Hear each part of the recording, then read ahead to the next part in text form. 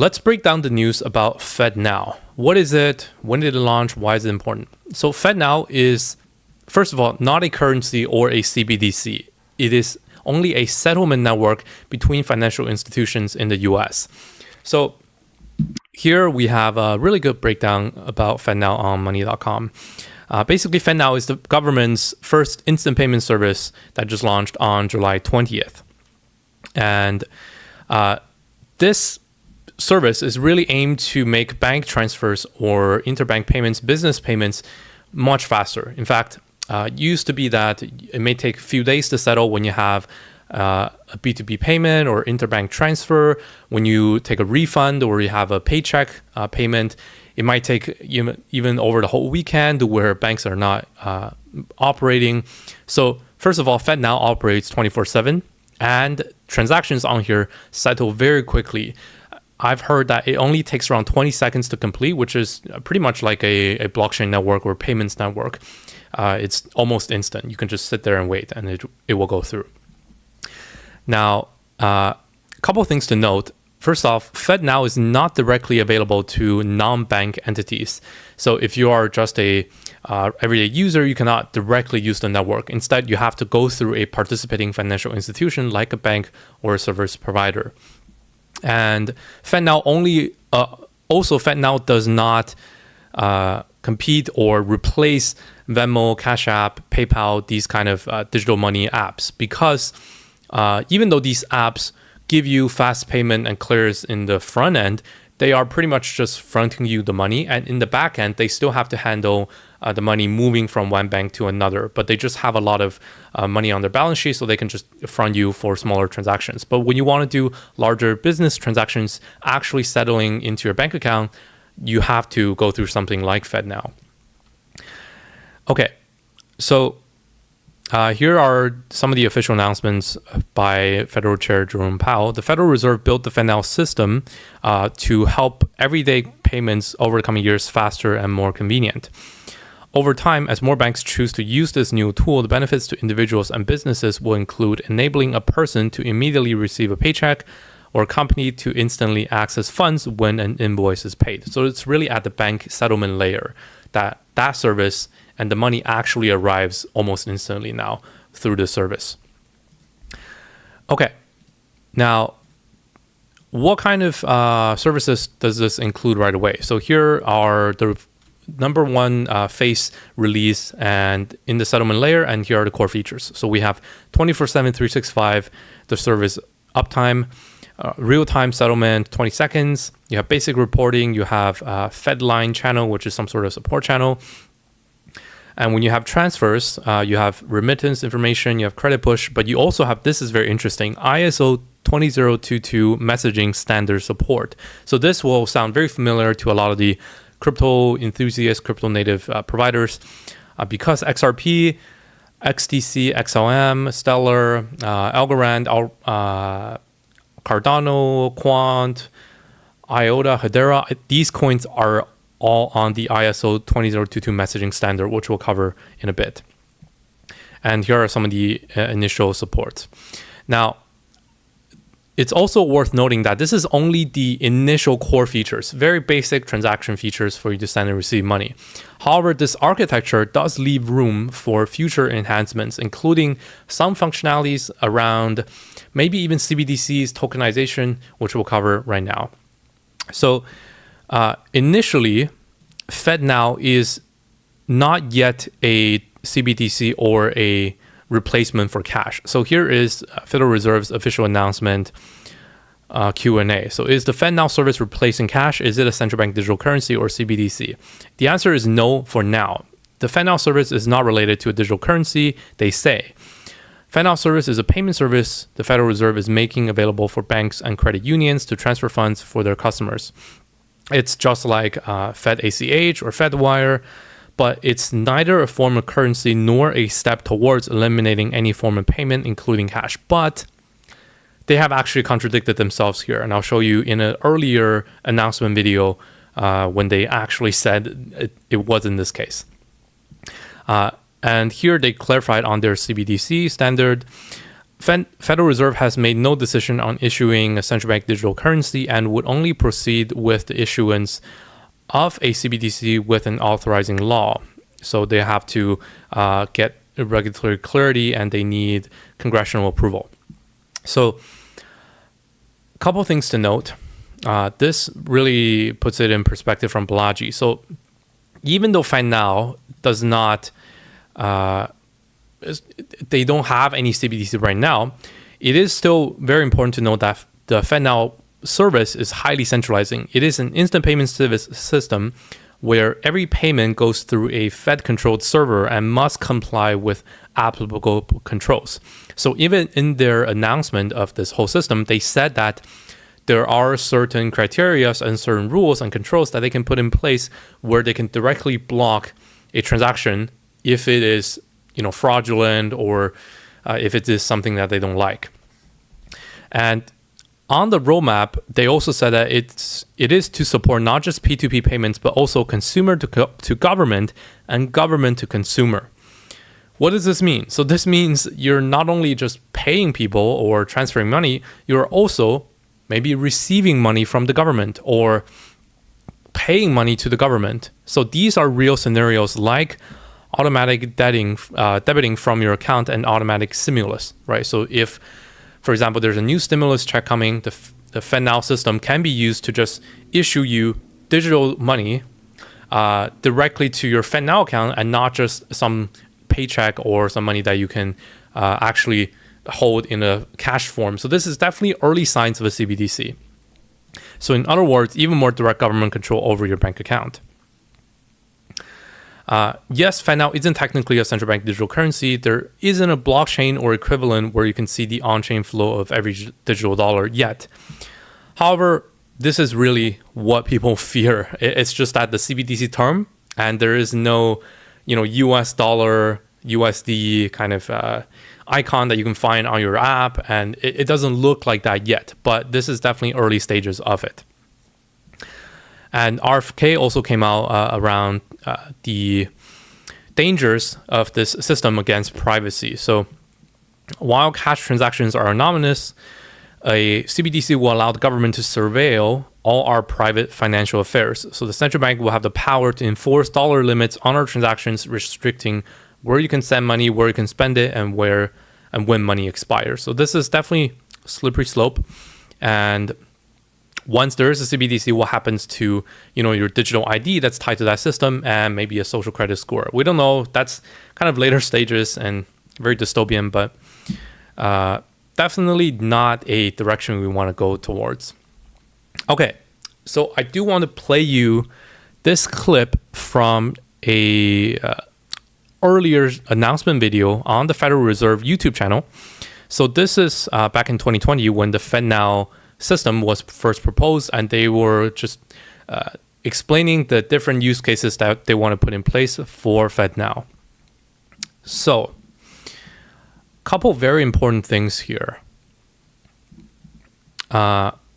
First of all is the use of CBDCs. So, if you just look up digital currencies, so let me play you this clip really quick. It's a good question.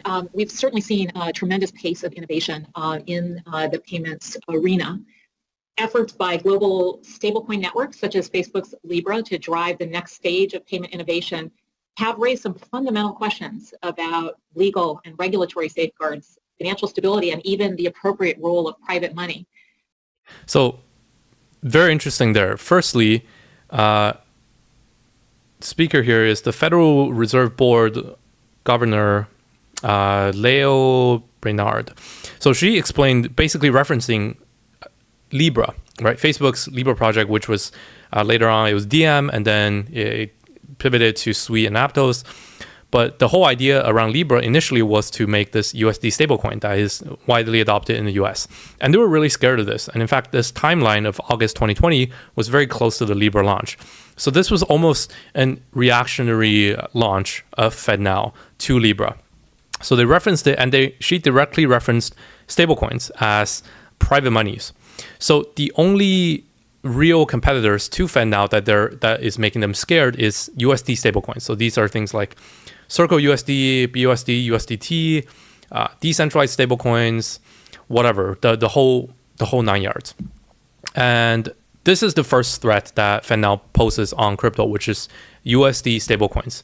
So it is definitely on their agenda to use this FedNow system and eventually, have it compete somewhat with USD stablecoins. Maybe they'll have their own USD stablecoin that settles on the network that replaces, at least takes away some of the dominance of these crypto native players. Okay, and this next part is also very interesting here. Banks to be looking at digital currencies in order to maintain the sovereign currency as the anchor of the nation's payment system. And as you know, China has been moving ahead rapidly on its work on a digital currency, building on the tremendous reach of its mobile payment platform. So given all of that, given the dollar's important role, of course, it's important for us as America's central bank to remain on the frontier of research and policy development regarding central bank digital currency. So we are engaging in research and experimentation. We're collaborating with other central banks. But our real operational focus has to be on providing the instant payment service that customers...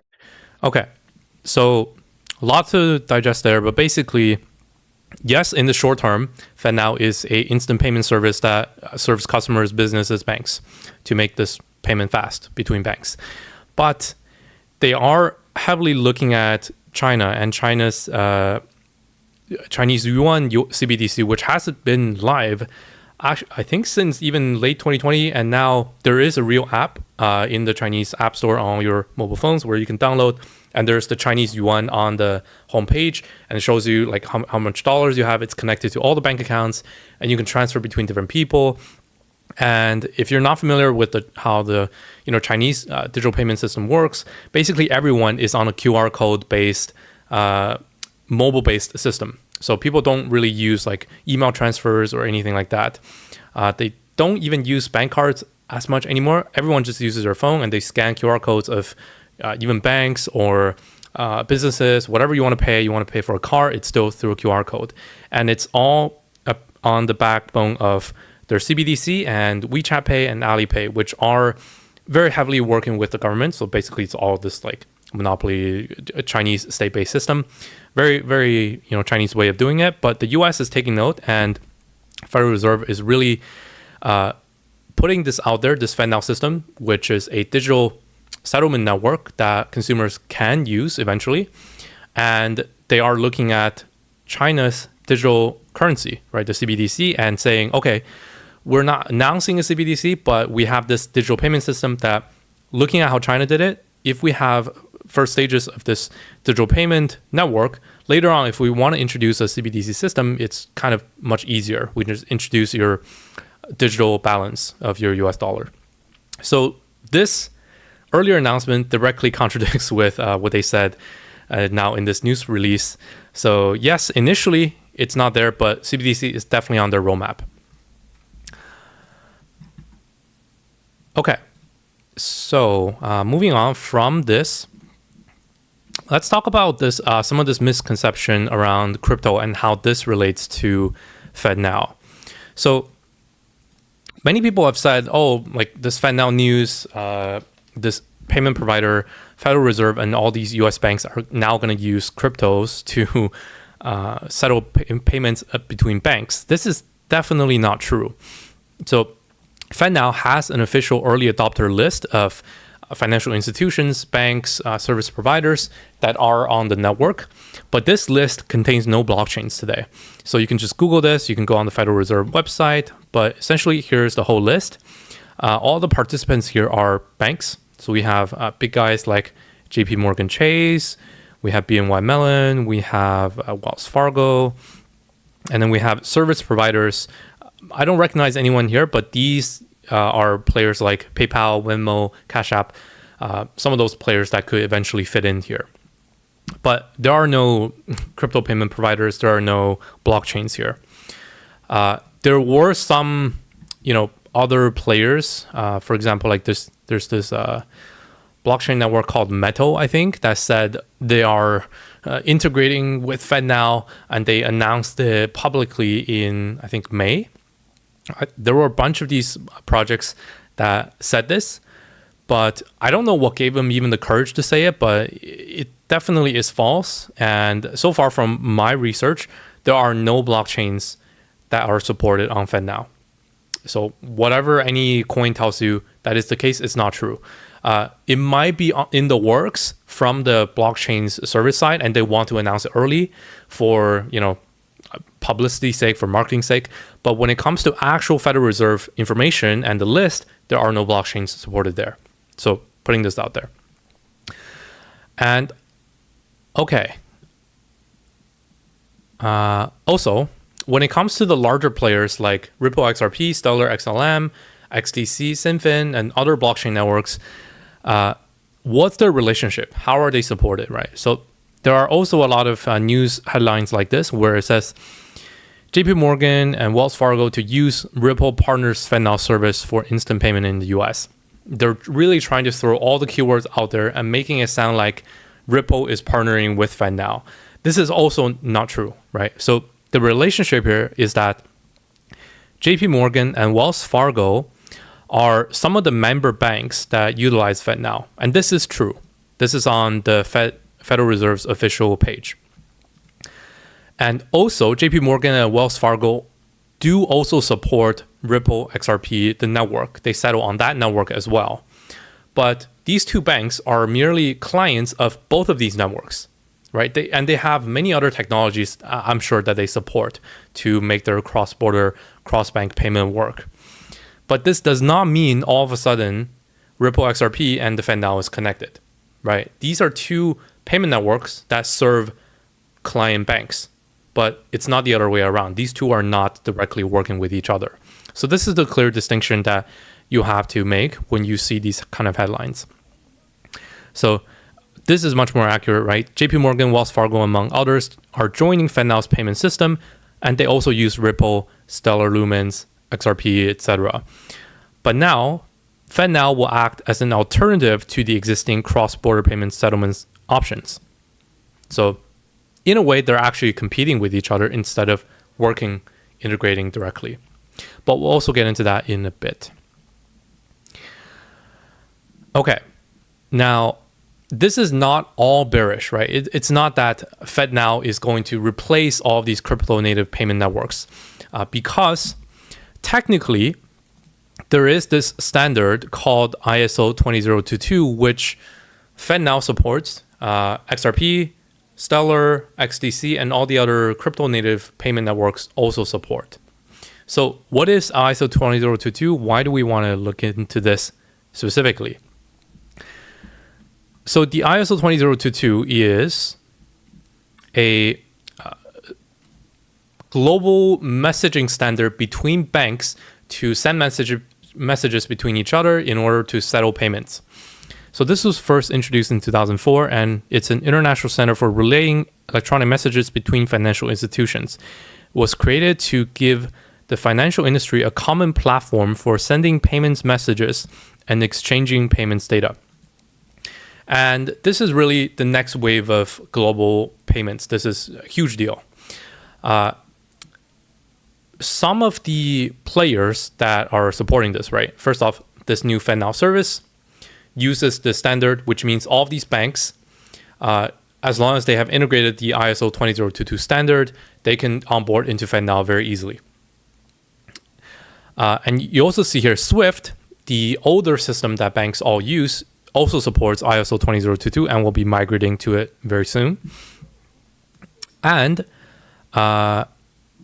you see here, there are a list of crypto coins that are compliant with the ISO 20022 standard. So this means these crypto coins, when you want to use these payment networks to settle payments, a bank can also very easily integrate it because they have supported the ISO 20022 standard by initially adopting maybe SWIFT, maybe FedNow. So this list of coins you can find very easily by just Googling, but here they are. Quant QNT, Ripple XRP, Stellar XLM, Hedera HBAR, IOTA, XDC Network, Algorand, and Cardano. So these are the 8 main coins that support this ISO 20022 standard. Now, the keyword there is standard because it's not a network, right? It's not that there's this overarching network where these crypto coins plugged in and FedNow plugged in and they're now all of a sudden talking to each other. That's not the case. A standard is merely an identification where it says, okay, in each type of payment network, you have to have like a sender, receiver, amount, etc., etc. But there is no, interoperable layer. There is no node network that all of these guys sit on. Instead, it's just like they have to send messages in a certain way. So this is why there are kind of two ways to look at this. Yes, it could be a threat to crypto payment networks. So FedNow could be crowding up the payment networks like XRP, XLM, and XDC because they all support ISO 20022. And maybe now the US institutions no longer have to use XRP, XLM, etc. They can just use FedNow. But the other case could be made that maybe all of these guys are interoperable with each other, and maybe later on they could have somewhat of a connection between each other where a FedNow, Federal Reserve kind of USD CBDC system is connected to the crypto native world like the XRP ledger or like the Stellar Lumens network, like the XDC, which is a EVM compatible network. That could be argued for, but I have a hard time seeing that like playing out so smoothly. The two are kind of at locking horns and kind of natively in competition with each other. But it's not all bad because fundamentally there are differences between these two types of solutions. So when you look at the FedNow and you look at their integration, right? So the Federal Reserve System, ultimately it serves the US financial institutions. It only helps US banks and it settles in the US dollar. And if there is a CBDC on this network, it will only be the USD. So this means FedNow ultimately is a US only service and it's controlled by the Federal Reserve in the US. Even though they say they want to support international transfers in the future, it's really hard to imagine which countries will adopt it. Like Russia, China, Brazil, India, these guys are never going to use this. So maybe some nations that heavily rely on the US dollar, US banking system, Puerto Rico probably, like Bahamas, these kind of countries, maybe they will get on it, but it will definitely not achieve global adoption. On the other hand, when you have these blockchain networks that settle in native coins and tokenized assets, it's very different. So networks like XRP, XLM, XDC, Algorand, Cardano, etc., these can support many types of stablecoins like, for example, USDC, which is already live on Stellar. This is not a CBDC, right? They can also support USDT, all kinds of stablecoins, and just natively as crypto assets. And they can offer other international assets for settlement. So they can have gold, they can have even the yuan, they can have ruble, they can have, whatever, right? And this really makes it international, right? Any country can come and launch CBDCs on these networks. And on top of this, take XRP Ledger, for example. They settle in not only US dollar, but also XRP. That is the highest liquidity asset on this ledger. So this, in a way, is an international asset.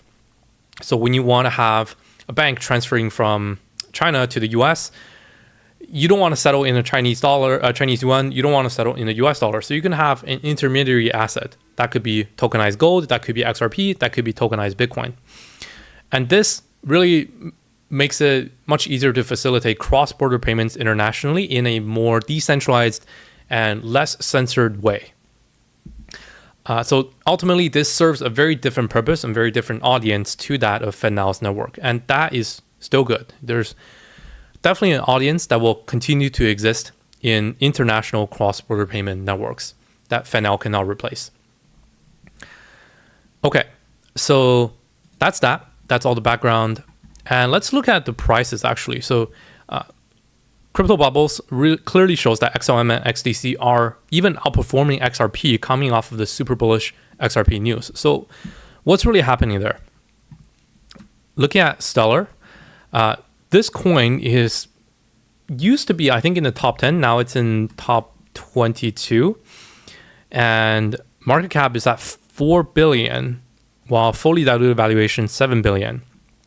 And honestly, this coin, very, very legacy, and it has been around, I think, 3 market cycles now. Very long. And let's see.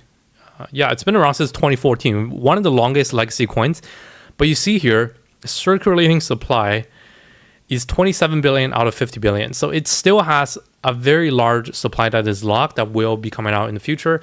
This design is very similar to that of XRPs, and not surprising because Stellar's founder was one of the co-founders of XRP. So I'm not sure if Stellar has a similar escrow system to that of XRPs, where the supply issuance and the supply release is heavily controlled and it's transparent. I'm not sure about that. Let me know in the comments and in the chat. But all in all, just looking at this right away, I'm not super bullish on this. Yes, there is a very heavy uptrend that is starting from this XRP news and the FedNow news. But all in all, like this one, I don't know if I would place this coin ahead of XRP right now, because XRP is the one that received regulatory clarity in this lawsuit, not XLM. Yes, they are related, but it's kind of a derivative of the narrative. Similarly, looking at XDC network, the tokenomics is even worse. So it has 14 billion circulating out of 38. So about 35% is circulating, which is pretty bad. There's heavy inflation that can come in the future. And you see this coin, especially in the past 2 weeks, it has pumped from 3 cents all the way to like 6 cents. So it did a 2x in 2 weeks. I don't know about this either. So consider all the news that we just covered today. What is really happening here? First off, XRP lawsuit. Yes, XRP is very bullish. It gave XRP a lot of regulatory clarity. There's a lot of relistings that can come even in the future. But XLM and XDC are just like heavily related, most closely related coins to them, to XRP. So it is in the same narrative, but it is not directly impacted by this news. Secondly, FedNow, a lot of people are grouping these news together and saying XLM, XDC, XRP are supported by FedNow, which we have debunked now. They are compliant, they use the same messaging standard, but they are not working together. Right? That is completely false. So considering that, I kind of understand what is going on here. So you see this huge trading volume come in here. Basically, there are these two major news, XRP lawsuit victory and FedNow announcement. And now XLM, Stellar, and XDC are really, pumping up their price and just hyping up the project, which is good for the holders. And trading volume is really starting to show. It's gone from $2 million daily trading volume to now like 17, 18 million. So market makers are definitely there driving up the hype. But is this well-deserved? I don't know if it deserves the 2x in the short term. Long term, yes, these ISO 20022 coins are in a good league of itself because it serves a very big kind of financial institution payment coins system that could potentially adopt them in the future. But in the short term, direct news, there isn't anything that actually happened for Stellar or XDC. So that's why I would just say pay close attention and be careful about these two coins.